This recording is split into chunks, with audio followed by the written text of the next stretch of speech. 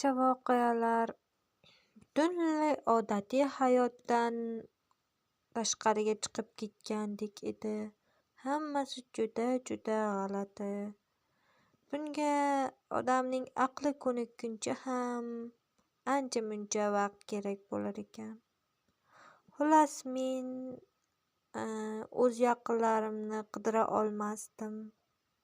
Chunki menda ular esimni taniganimdan beri yo'q edilar. Chunki men bolalarni asrab oluvchi, ya'ni bolalar uyida katta bo'lgandim.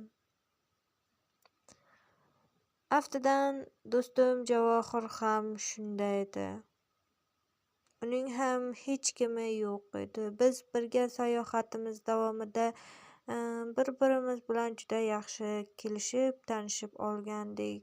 O'tmishimizni, boshimizdan o'tgan narsalarni hammasini o'zaro suhbatlashish davomida bilib olgandik. Biz bir-birimizga o'xshash bo'lganimiz bizni o'rtamizdagi do'stlikni yanada yaxshiroq qilgan edi. Shunday qilib, biz ko'proq men himoyaga muhtoj bo'lardim. Do'stim Javohir esa meni qutqarardi. Biz shunaqa qiyin vaziyatlarga duch kelib qolardik. Uni qobiliyatlari juda yaxshi edi. Unga uncha-munchasi bas kelolmasdi. Lekin u juda ham kuchli bo'lgan hayvon zombilar, ayniqsa gibridlarga uchrab qolmaslikka urinardi. Chunki menimcha u mendan ko'proq xavotir olardi. Chunki meni berkitib qo'ygan joyda ham meni o'sha zombilar topib olishardi va endi tashlanishmoqchi bo'lib turganda kelib meni qutqarib olardi, ularni uloqtirib tashlab.